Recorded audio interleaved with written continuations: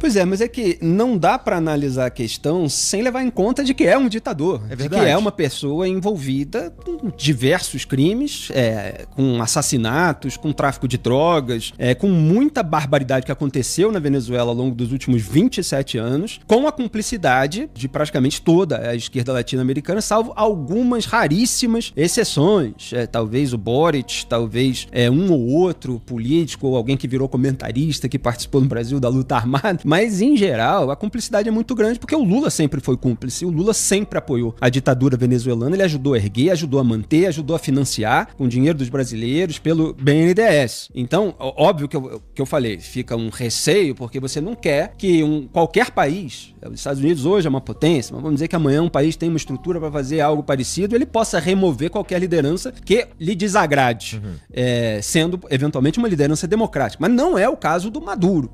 Então, voltando, qual é exatamente o ponto da sua questão? Não, então, só para lembrar. Justamente o fato, isso não abre um precedente perigoso. Bom, então, mas eu tô entendendo que assim, isso é uma ação contra um ditador. Se ele fizesse algo parecido com uma democracia, aí já são outros 500. Claro, aí já são outros 500, não, exatamente. Mas mesmo com um ditador, é preciso analisar as circunstâncias, ok, e os interesses que estão em jogo. Então viralizou até um vídeo que eu considero muito emblemático, muito didático, de um venezuelano que foi questionado a respeito do interesse dos Estados Unidos em petróleo. E óbvio que a gente não pode achar que os Estados Unidos está inteiramente interessado em questões de direitos humanos, democráticos, etc., que é uma intervenção puritana. E isso é confessado abertamente pelo Donald Trump. Então não é nem uma questão de uma análise de uma intenção oculta. O Trump chega lá e fala, quero petróleo mesmo, quero recuperar o petróleo, eles roubaram o petróleo, não sei o quê, tá tentando negociar ali com as petroleiras. Muitas estão mostrando que é um cenário de insegurança, apesar de tudo, ele tá tendo de dificuldades. Agora, em relação aos precedentes, é isso, você não pode legitimar que isso aconteça sempre em qualquer hipótese. Por outro lado, você não pode também aceitar que o discurso de defesa da soberania no sentido de uma abstração sem uma correspondência prática de respeito aos direitos humanos, de respeito à vida da população, etc. Então, uma pessoa não pode sair violando tudo isso, permitindo que as pessoas morram, que um país fique completamente nas mãos de tiranos violentos, autoritários, etc., e possa se escudar num discurso, numa retórica de defesa da soberania. Então existe muita hipocrisia para tratar dessa questão, porque a autodeterminação dos povos, que é uma dessas expressões que o Lula muitas vezes usa quando é confrontado com qualquer problema das ditaduras amigas dele, não existia na Venezuela e continua não existindo na Venezuela. O povo não tem direito a determinar o seu destino quando você tem um ditador que impõe todas as suas vontades, desrespeitando todos os procedimentos democráticos, inclusive a questão eleitoral, como aconteceu nesse último ano com a fraude eleitoral tão escancarada que nem o governo Lula conseguiu legitimar completamente. Aí a gente vê nas redes sociais, né, os petistas, e quando a gente traz todo o histórico de cumplicidade do Lula com o regime chavista, eles ficam incomodados, né, para dizer que não, mas o Lula não aceitou o resultado da eleição. Bom, entre você não ser totalmente cúmplice do Maduro no seu golpe mais escancarado e você realmente expor o que ele fez, vai uma distância imensa, né? O que aconteceu foi que a repercussão negativa foi tão grande, foram tantos países condenando aquela fraude, que o Lula ficou ali um pouquinho pro lado de quem legitima completamente. Então ele falou, não, peraí, vamos trazer as evidências, é preciso trazer as atas. Aí a oposição trouxe as atas, mostrou as atas, mostrou que o Edmundo Gonçalves, que era o concorrente do Nicolás Maduro, tinha vencido a eleição, e que mesmo assim o Maduro se manteve no poder e de uma maneira roubada, né? E aí o Lula continuou dizendo, não, mas ninguém mostrou, mas a oposição mostrou. Aí ele finge que não mostrou. E ele chegou a propor, e foi criticado pela Maria Corina Machado, agora Prêmio Nobel da Paz, que fosse feita uma nova eleição. E a Corina muito bem disse em resposta que então vai ser uma nova eleição até ele ganhar, ou então até a fraude não ser tão escancarada assim, quer dizer, vamos disfarçar melhor e tal, aí não tem tanta repercussão negativa, aí o governo Lula pode fazer o que sempre fez nas outras oportunidades, que é legitimar, se manter aliado, principalmente ali com aquela figura do Celso Amorim, que é o chanceler informal do governo Lula. Então, existe muita hipocrisia sobre esses assuntos. E esse lance que a gente estava falando sobre o regime, o que ficou lá, porque chega o Trump, ele pega o Maduro, mas fica o regime. Exato. Nada muda estruturalmente, tirando que, a Rodrigues, Delcy, ela é bem chavista, né? Ela é... Então, tem uma galera que defende que manteve-se o regime porque mudar completamente dessa maneira, primeiro que os Estados Unidos já fez antes e deu merda todas as vezes, e segundo que é muito mais traumático. Isso é um argumento para defender o fato de que ficou lá o regime. Mas tem gente que fala, inclusive, que o Trump não quis dar o espaço pra Maria Corina porque ela não teria deixado o Nobel da Paz pra ele, ou alguma coisa nesse sentido. Então existe uma invejinha, né? Inclusive, tem lá o papo do que teria motivado a gota d'água teria sido as dancinhas do Maduro. Então tem... E o ego do Trump, a maneira como o Trump opera, ele não deixa a gente descartar completamente essas coisas, né? Exatamente. Mas é uma situação bem complicada, né? Que fica agora. Então, a gente viu a Delcy Rodrigues, que é a vice do Maduro, baixar o tom, ficar bem pianinho, pelo menos no discurso, na retórica, oferecendo ali para ter uma cooperação com os Estados Unidos, justamente porque o poderio bélico americano, o poderio militar americano é infinitamente superior. Essa operação, do ponto de vista operacional, propriamente dito, militar e de inteligência, ela foi extraordinária, foi espetacular, deixou todo mundo com medo de ser abduzido por uma nave americana e levado ali pelo navio, depois helicóptero, enfim, tô fazendo aqui com ironia a descrição, mas é óbvio que eles ficaram morrendo de medo. Inclusive, você tem uma cisão agora, né, que o Maduro, ele compensava com a sua liderança, entre duas figuras que são até mais, vamos dizer assim, sofisticadas do ponto de vista intelectual que o Maduro, que é aquele troglodita autoritário, que são a Delcy Rodrigues e o Diosdado Cabello, né, que também tem ligação com o narcotráfico, também é monitorado pelos Estados Unidos há muito tempo. E o Cabello tem vários indícios aí de que ele tenta se voltar contra o atual regime,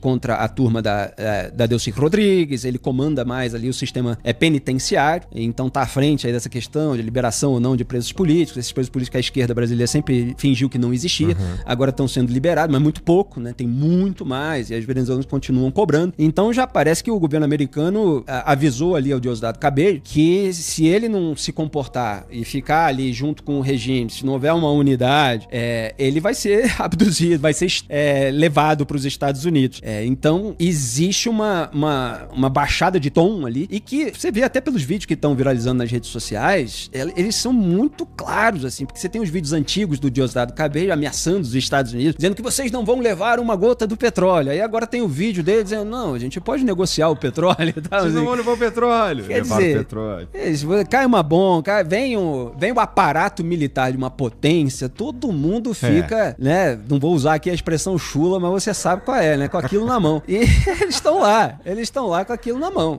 Meu irmão.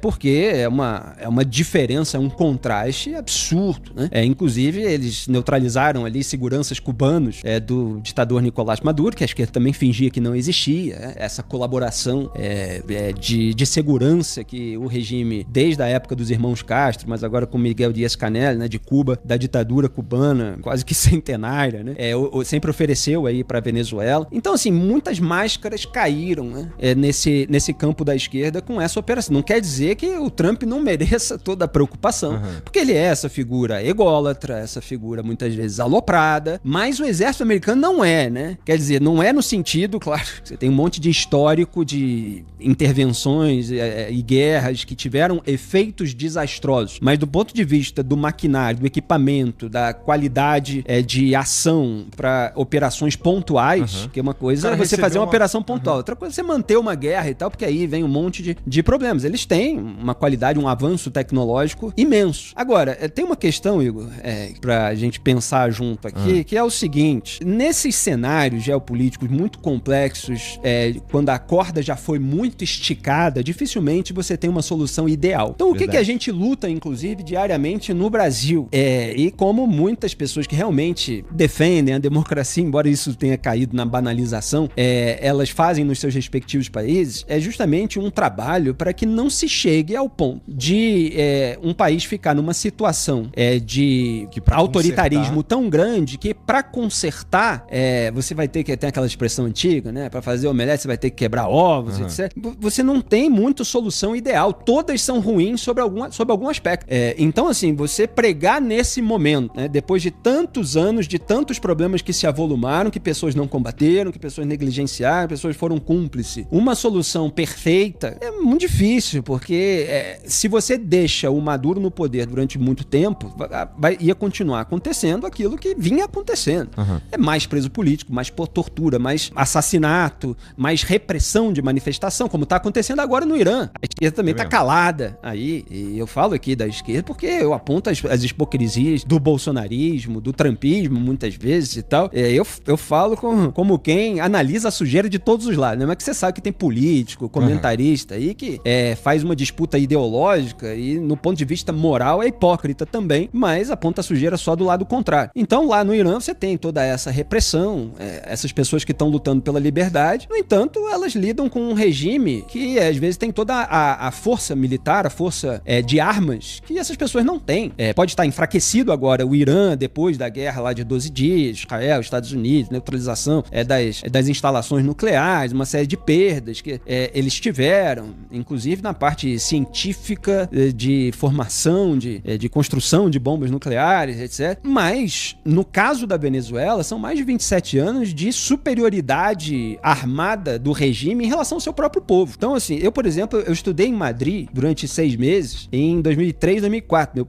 na época, finalzinho da minha faculdade. E naquela época, olha só, o Chávez chegou ao poder em 1999. Então, tinha ali 4 anos de regime chavista. E você chega ao poder ainda vamos dizer assim, numa estrutura mais democrática e você vai endurecendo o regime. Mas 4 anos depois, já tinha um monte de gente, que são pessoas assim mais da elite, que tinham dinheiro pra morar fora, que já estavam morando fora. Fiquei amigo de um monte, venezuelanos e venezuelanas, pessoas que já estavam saindo do país, já tinham saído do país no começo dos anos 2000 por causa da ditadura. Tipo, não dá pra ficar lá. Então, assim, é muito tempo. E repito, se você deixa aquele regime endurecer, se você deixa haver a desapropriação, a instrumentalização, a desapropriação, né, a propriedade privada ser tomada pelo Estado, inclusive veículos de comunicação, petroleira, enfim, etc. E você vê a instrumentalização do Estado pelo regime, com força nos 3 poderes, bloqueando qualquer oposição, reprimindo manifestação, etc. E depois como é que tira essa pessoa de lá? Porque o povo não tem condição. Então 8 milhões de pessoas fugiram da Venezuela. Eu conheci talvez os primeiros, né, uma parte dos primeiros, né, da primeira leva, e depois mesmo as pessoas mais pobres fugiam com fome, inclusive para Roraima, aqui no norte do Brasil, né? Então tem venezuelano na Pampa no Brasil. Então não tem muita opção ideal. E aí o que acontece? Você tem um país que tem um poder militar muito grande, que tem os seus interesses financeiros, econômicos, comerciais, e eventualmente ele está disposto, a gente tira essa ditadura, mas aí vocês me pagam e tal, não sei o quê. Mas claro que sempre vai abrir margem para uma discussão. Então isso aí é uma coação. Então você está usando o seu poder bélico para roubar a propriedade dos outros, etc. E é essa discussão que fica nesse momento. Então, só para concluir, o governo Trump meio que, aparentemente, porque tudo é informação de bastidor e tal, nem tudo é oficial, né? Mas tá lá mostrando para Delcy Rodrigues, você faz o que a gente quer tanto do petróleo aqui agora, não sei o quê, e você caminha para um processo democrático e você eventualmente pode concorrer. Inclusive, você pode aí fazer a sua cena diante da população, a população gostar de você concorrer, for eleito, ok, mas vai abrir para um processo democrático com outros possíveis candidatos. E eventualmente a Maria Corina Machado vai ser eleita. Aí as pessoas, obviamente, também podem desconfiar, mas aí os Estados Unidos vai querer? Porque se tiver tudo bem entre os Estados Unidos e a Delcy Rodrigues, eles vão querer que haja eleição democrática? Então gera desconfiança e ceticismo em relação a tudo. E tem que gerar. Quer dizer, mesmo que a pessoa concorde com uma ação militar contra determinado ditador, etc., ela não pode ser completamente complacente com um político que tem muito poder, com um governo que tem muito poder, com um país que tem um exército muito forte. Tem que haver uma certa crítica, um certo receio internacional para que aquilo não seja banalizado e o país faça o que quiser com todo mundo, né? Mas na prática a gente sabe que, bom, pelo menos dessa ação aí, a ONU e outros países se manifestaram, alguns condenaram, se passou, não era para ter entrado lá e tal. Mas na prática não acontece nada e a gente sabe que não vai acontecer acontecer nada mesmo e vai ficar por isso mesmo.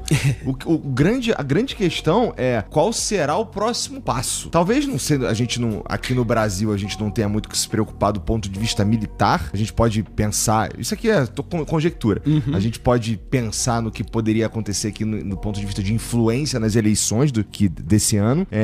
Mas tem muito a ver também, porque o Lula tá cada vez mais próximo do Trump. E o Trump, você concorda que ele faz mais negócio do que é ideológico? Porque se sim, ele não teria tanto problema assim em continuar com o Lula no poder, a partir do momento que eles se dão bem, né? Tanto que eu não fui conferir pra ver se era quente a informação, que o Flávio Bolsonaro teve nos Estados Unidos esses dias aí, tentando encontrar o Marco Rubio, e não rolou e tal, mas o ponto é que o Trump e o governo americano, ele pode olhar pro Brasil e tentar mexer com seus tentáculos ali de uma forma mais suave, de uma forma mais agressiva. Aí estamos falando de Venezuela, tem gente que supõe uma Colômbia ou talvez uma Groenlândia, mas a gente não sabe o que o Trump vai fazer, porque 80% das coisas que ele fala é maluquice, e aí tem 20% que ele vai lá e faz mesmo, né? Mas com o Brasil, como você, embora logicamente agentes políticos e setores da sociedade tenha muitas críticas a autoritarismo aqui no Brasil, mesmo as pessoas que usam a palavra ditadura, etc.,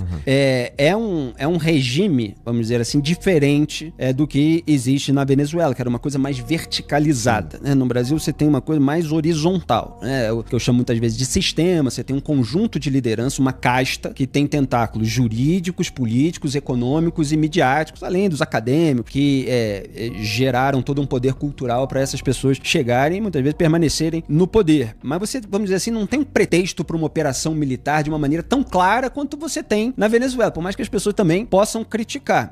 Então, não vejo assim, um cenário nesse momento de justificativa, não que o Trump precise de muito, né, dadas as suas atitudes, mas para uma intervenção militar no Brasil. Então, entendo que o Lula tenha um certo medo, mas que isso esteja mais afastado. Quer dizer, a negociação com o Brasil, ela se deu em torno dessas questões de tarifa, essas questões de lei Magnitsky, essas questões o Trump usa, portanto, outros tipos de ferramentas para conseguir do Brasil aquilo que ele quer, certo? Que são mais ou menos as ferramentas que ele usa em relação a outros países também. Então, você aumenta a tarifa, você joga lá em cima, você entra de canela, para depois negociar por cima e ver se o país faz concessões.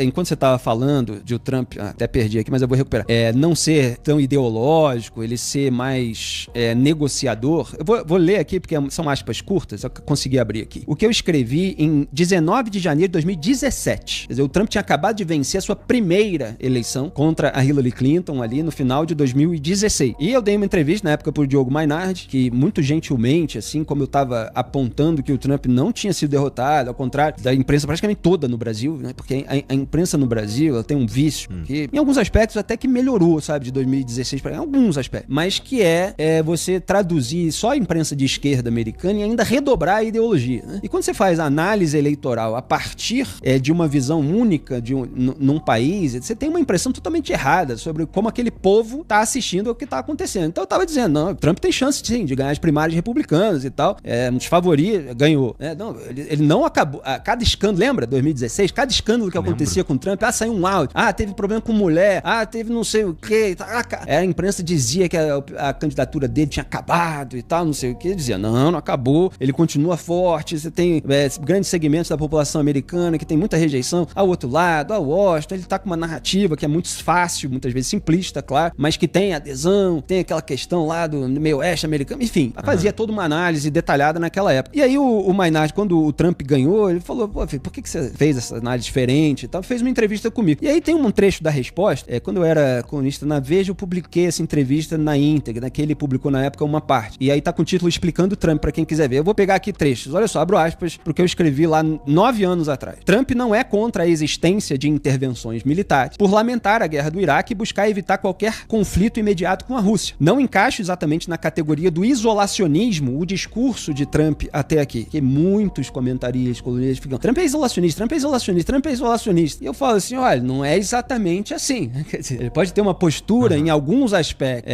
que remeta a isso, mas não é uma coisa como princípio, não é uma doutrina. O Trump não é doutrinário nesse sentido. E eu continuava, ele é um homem prático, é o que você falou, um negociador pragmático que busca, com ameaças e estratégias ousadas, garantir maiores vantagens para o lado que defende em qualquer negociação. Não um intelectual ou ideólogo com diretrizes doutrinárias a seguir, independentemente independente do cenário circunstancial. Nesse momento, que era janeiro de 2017, o que está claro é que ele quer combater o Estado Islâmico, coisa que ele está fazendo até agora, saiu notícia essa semana, sobre evitar outras intervenções mal planejadas e deixar as Forças Armadas bem preparadas para qualquer necessidade eventual de ação. Aliás, isso naquela época tinha um sentido, que ele falava muito isso, porque existia uma crítica ao Obama por ter sucateado as Forças Armadas. É claro que, enfim, comparado ao Brasil, nunca vai ser, né, um sucateamento, mas lá existia essa crítica. Sem permitir que os demais países abusem economicamente da proteção bélica americana. Então é o que eu escrevi lá atrás. E ele falava aquilo sobre a OTAN, inclusive, que é uma aliança militar de defesa, e aí ele reclamava das porcentagens pagas pelos outros países, que os Estados Unidos acabavam gastando muito mais dinheiro para defender todo mundo, e ele queria cobrar dos outros,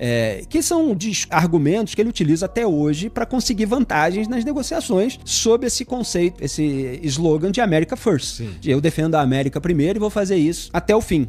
Então, voltando aqui, depois de todo esse parêntese, a relação com o Brasil se dá numa outra escala. Mas ele teve aquele clima com o Lula, né? Pintou o clima, como ele disse lá no discurso da Assembleia Geral da ONU, e eles começaram a conversar. O Trump faz muita ameaça também, mas num banco. E naquele momento, né, só para recapitular um pouquinho, claro que tudo isso é uma cronologia longa e tal, mas eu vou resumir. O Eduardo Bolsonaro, né, tá nos Estados Unidos até hoje, mas estava lá celebrando o tarifaço, falando aquelas bobagens todas, ameaçando a autoridade. Ele tá desde o carnaval, né, de fevereiro de 2025, né? Ele foi 2025 ou 2024? Agora já, que a gente já mudou o ano, a gente já se perde, né? Aí, tudo que é ano passado já muda aqui a perspectiva.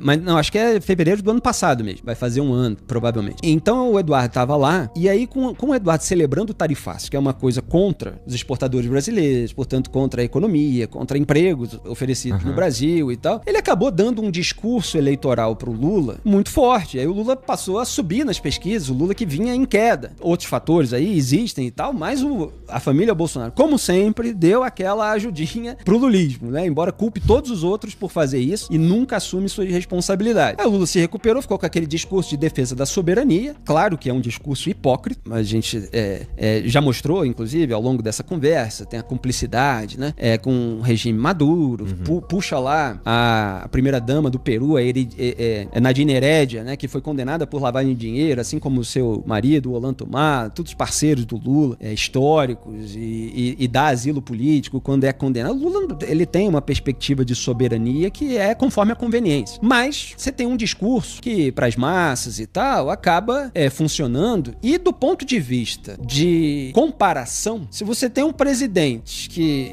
tá com um discurso de defesa do país e com abertura, mesmo que evitando um diálogo no início ali com o Trump de uma maneira direta, para negociações diplomáticas, e do outro você tem um moleque que tá lá celebrando tarifaço, que tá fazendo um monte de postagem na internet, que não fez nada como medida legislativa propriamente dita, como deputado federal, muito menos pro seu estado. Então você tem uma certa vantagem que o Lula acabou explorando durante determinado momento. Mas depois, obviamente, vem os escândalos de esquerda, enfim. Aí do ponto de vista eleitoral, você tem um monte de coisa para explorar contra o outro lado. Mas só tô dizendo que o Lula, ele surfou nessa alopragem bolsonarista em relação às articulações contra o Supremo Tribunal Federal de fora do Brasil, esse recurso ao governo Trump, meu pai tá sendo condenado, me ajuda aqui, faz alguma coisa contra o país, tá, aquela coisa toda. O Lula, inclusive, imitava, assim, ele fazia essas nos discursos, a família Bolsonaro apelando ao Donald Trump. E aí ele foi negociar com o Trump. E aí eles começaram a negociar, porque o Trump tem interesses aqui, e depois você vê que o Trump foi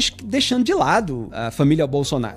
Entra Joesley Batista na jogada, maior produtor de carne lá nos Estados Unidos, tem contatos na Venezuela.